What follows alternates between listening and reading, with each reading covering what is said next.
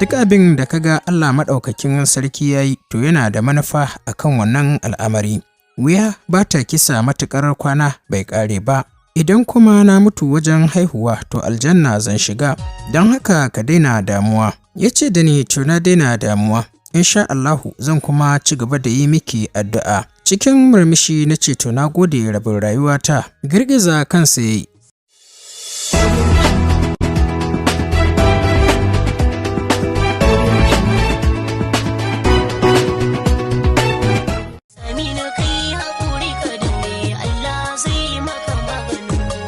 Jama'a assalamu alaikum. Barkanmu da warhaka, barkanmu da sake saduwa da ku a cikin wannan shiri namu wanda muke karanto muku littafi mai suna Ƙwarya tabi Ƙwarya. Littafin shahararriyar marubuciya wato Binta Umar Abbali.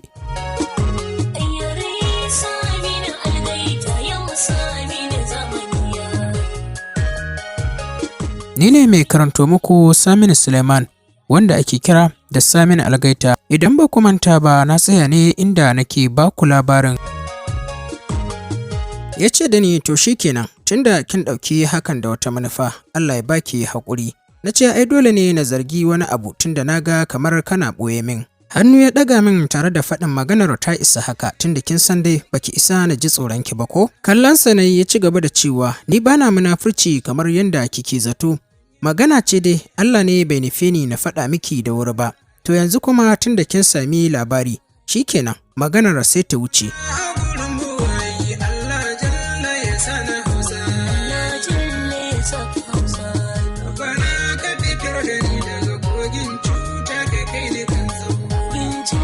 Bismillahirrahmanirrahim. Da sunan Allah mai rahama mai jin ƙai muke fara dukkanin lamari. Allah muna roƙonka yanda muka fara lafiya, Allah ka sa mu gama lafiya. Ƙwarya ta biyu ƙwarya kashi na 83. Miƙewa ne na bar masa gurin don na riga na lura cewa ba zai fuskanci abin da nake nufi ba. Idan kuma na ce dole sai na fahimtar da shi ko kuma na ganar da shi to shedan na iya shiga tsakaninmu da shi. Har na yi bacci bai shigo ɗakin ba sai can ina bacci na ji motsin shigowarsa ɗakin. Buɗe idona na yi na kalle shi. Ina kallonsa ya kashe fitila. Ya zo ya kwanta a kusa da ni. Jin shiru bai taɓa ni ba ya sa na sha jinin jikina. Ina tunanin ko ya yi zuciya ne domin na san halinsa da saurin fishi. Ajiyar zuciya na sauke jin ya janyo ni jikinsa ya rungume ni. Sai na sanya hannuwana duka biyu na ratsa jikinsa. Washe gari cikin walwala da nishaɗi muka tashi ne da shi. Sai abin arziki muke yi tamkar ba mu taɓa samun saɓani ba. Har bakin ƙofa na raka shi ya karɓi wayoyinsa guda biyu da suke riƙe a hannuna. Ya janyo ni tare da rungume ni a jikinsa. Ya ce da ni, ki kula min da kanki da kuma bebina. Cikin kulawa da natsuwa yake yi min maganar. Murmushi ne na ce masa idan kana kiran bebinka sai na ji wani irin daɗi a raina. Har so nake na gana haihu kana kula da shi. Murmushi ya ce ni kuma kullum da fargaba nake kwana da fargaba nake tashi. Ina jin tsoron ranar da naƙuda za ta kama ki. Ina tunanin a wannan rana kwanciya zan yi har sai an ƙara min ruwa. Dariya na dinga yi ina kallonsa. Ya ce da ni Sumayya, wallahi ina jin tausayin masu haihuwa, shi yasa kwata-kwata ba ta burge ni. Na ce masa ka bar wannan maganar don Allah. Duk abin da kaga Allah maɗaukakin sarki ya yi to yana da manufa akan wannan al'amari. Wuya ba ta kisa matuƙar kwana bai ƙare ba. Idan kuma na mutu wajen haihuwa to aljanna zan shiga, don haka ka daina damuwa. Ya ce da ni to na daina damuwa, insha Allahu zan kuma ci gaba da yi miki addu'a. Cikin murmushi na ce to na gode rabin rayuwata. Girgiza kansa yana kallona tare da ɗan kannare idanunsa. Dan sake maimaitawa na ji sunana. Ya faɗa yana min wani irin kallo. Hannunsa na riƙe tare da faɗin rabin rayuwar Sumayya. Girgiza kansa yana dariya ya ce, wani lokacin idan kina yin wani abu har mamaki kike bani. Duk wannan soyayyar da kike nuna min an jima ba za ta hana ki min rashin kunya ba. Na ce Allah ya tsare ni na raina ka. Kai fa mijina ne. Wallahi duk wani abu da kaga ina yi maka akan gaskiyata ne. Gashi dai mun daɗe a tare amma ka kasa gane halina.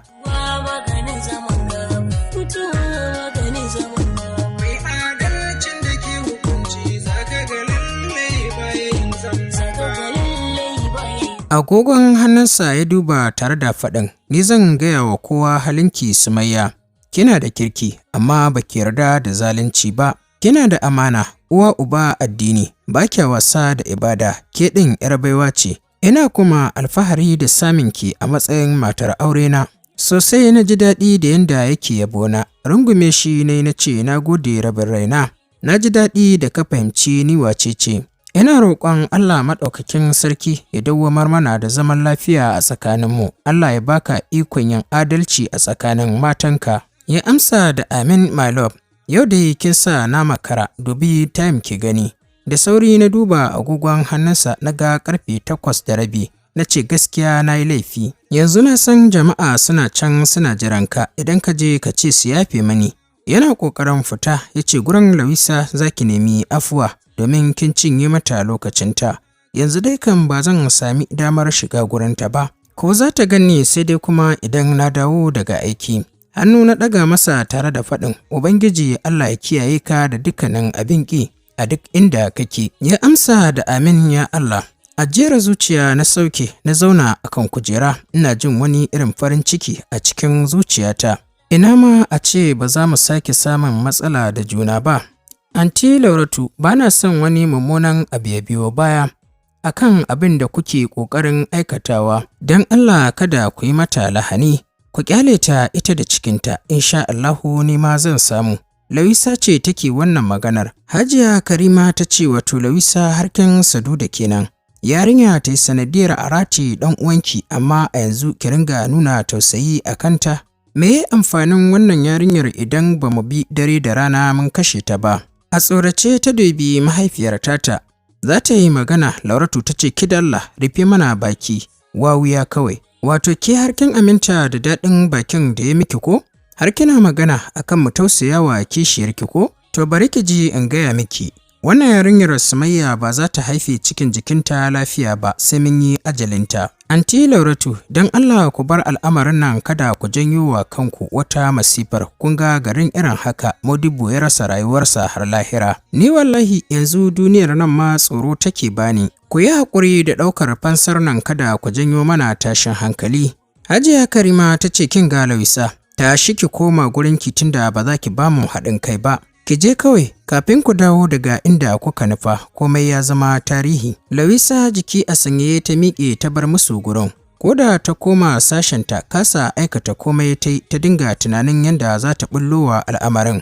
Tana jin tsoron mahaifiyar tata da ƙanwarta kada su janyo wa kansu wata masifar.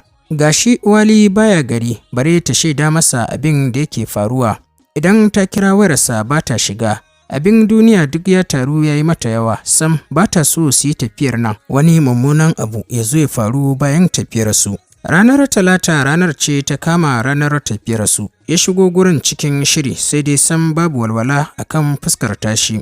Ganin haka ya sa ni na danne damuwar da take damuna, na shiga kwantar masa da hankali, tsam ya rungume ni a jikinsa, ya shiga bani haƙuri. Na ce masa don Allah ka daina bani haƙuri, kana sanyawa gwiwata tana yin sanyi wallahi. Fuskata ya sumbata yana kallona ya ce Sumayya, dole ne na baki haƙuri. Tafiyar nan kamata yayi a ce da ke zan yi ta domin na kula da ke da bebi na, amma Allah bai nufa ba. Insha Allahu Allah zai kula min da ke.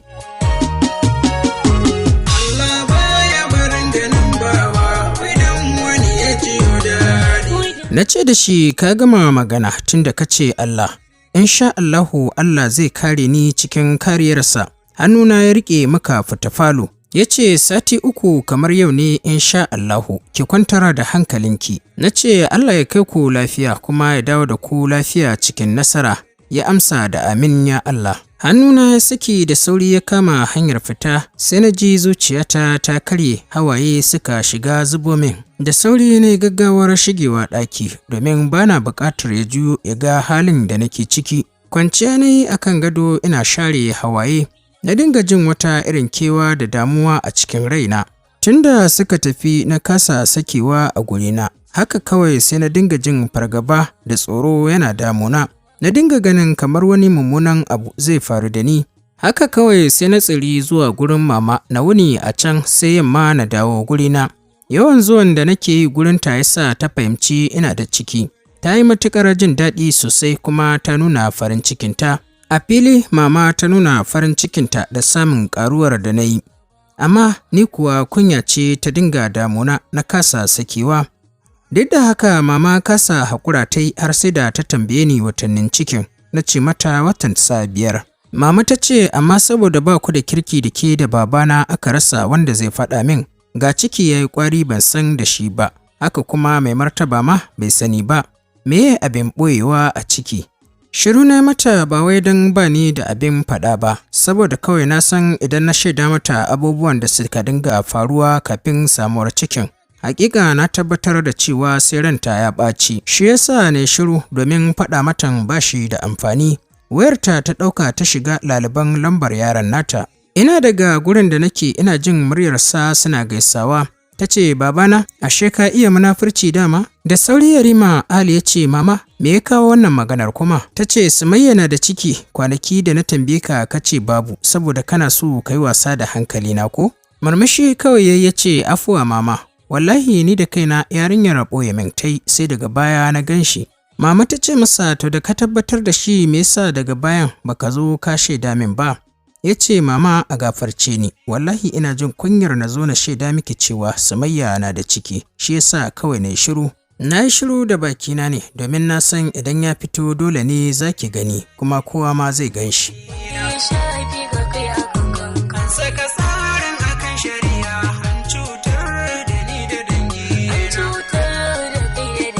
Mama ta ce masa ban yarda da maganarka ba, wataƙila dai akwai abin da kake ɓoye min.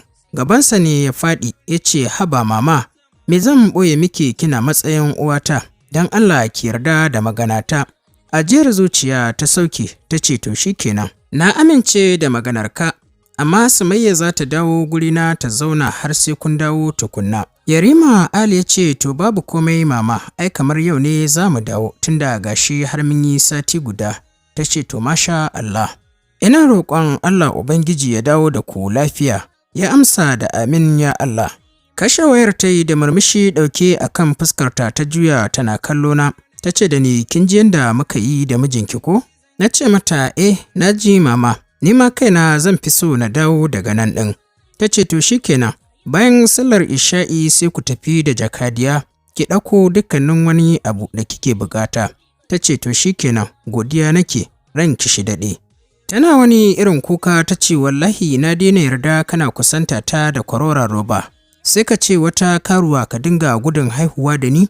Ita wadda kake so ka bari ta sami ciki, ni kuma kana so ka dinga yaudara ta. Da ka dinga ɗibga min ƙwayoyi, yanzu kuma ka dawo kana amfani da roba a jikinka. To wallahi yanzu na gane, idan har baka daina ba na rantse maka sai na tona maka asiri. Cikin wani irin kuka na fitar hayyaci take maganar, a fusace ce Lawisa, idan kin fasa tona min asiri a gida, idan kin fasa faɗawa iyayena abin da yake faruwa a tsakanina da ki, wallahi sai kin yi mamakin hukuncin da zan ɗauka a kanki, kuma ba zan cire robar daga jikina ba sai dai duk abin da za ki yi ki. Da sauri ta janye jikinta tana kuka, ta ce wallahi ni kuma na daina amincewa. Na daina amincewa da kai kana cutata da miyagun halinka da mugayen ɗabi'unka, kuma ba zan taɓa yafe maka ba sai Allah ya saka min.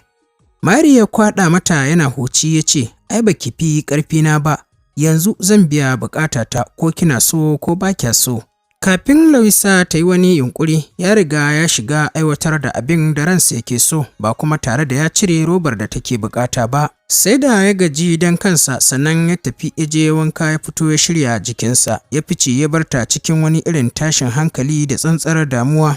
Tare muka je gurina da jakadiya, ta zauna a falo ni kuma na nufi ɗaki domin haɗa 'yan kayan da nake buƙata. Ina sanya ƙafata a ɗakin santsi ya kwashe ni, ya kayar da ni. Wata irin faɗuwa na yi mai zafin gaske, jikina ya daki ƙasa. Da ƙarfin gaske na bugu a ƙasa. Rintse idanuna na tare da kiran sunan Allah da ƙarfi. Ɗakin ne ya yi duhu cikin ƙarfin hali na yunƙurin miƙewa. Na ji saukar duka a kaina. Faɗuwa ne da ƙarfin gaske nake kiran sunan Allah. Na ce jakadiya. A guje ta ƙaraso ɗakin tana amsawa tana laliban makullin fitilar ɗakin. To bari mu miƙa saƙon godiya da fatan alkhairi ga ma'abota sauraron wannan shiri namu, mu kuma miƙa godiya da fatan alkhairi ga gwanayenmu na sauraron littafi, waɗanda suka yi mana kwamen a farko tun daga na 1 har zuwa na 5. Zulaihat Abdullahi ke da kwamen na farko a cikin littafin Ƙwarya tabi Ƙwarya kashi na 82. Muna miƙa godiya da fatan alkhairi a gare ki. Fatima Abdullah ke da kwamen na 2 a cikin littafin Ƙwarya tabi Ƙwarya kashi na 82. Muna miƙa godiya da fatan alkhairi a gare ki. Asma'u daga Riyadh ke da kwamen na 3 a cikin littafin Ƙwarya tabi Ƙwarya kashi na 82. Muna miƙa godiya da fatan alkhairi a gare ki. Shamsiya Nasir Usman ke da kwamen na 4 a cikin littafin Ƙwarya tabi Ƙwarya kashi na 82. Muna miƙa godiya da fatan alkhairi a gare ki. Hauwa Awwal ke da kwamen na 5 a cikin littafin Ƙwarya tabi Ƙwarya kashi na 82. Muna miƙa godiya da fatan alkhairi a gare ki. Muna kuma miƙa godiya da fatan alkhairi ga waɗanda suka yi mana kwamen tun daga na 6 har zuwa ƙarshen kwamen, da ma waɗanda ba su sami damar yi mana kwamen ɗin ba, da wanda suka yi mana lakin da sharing. Muna yi wa kowa da kowa fatan alkhairi zuwa cikin wannan wata mai albarka. Godiya ta musamman ga Hajiya Maryam Turaki, ƙashin baya ga wannan tasha tamu. Muna fatan Allah ya ƙara mata girma da ɗaukaka.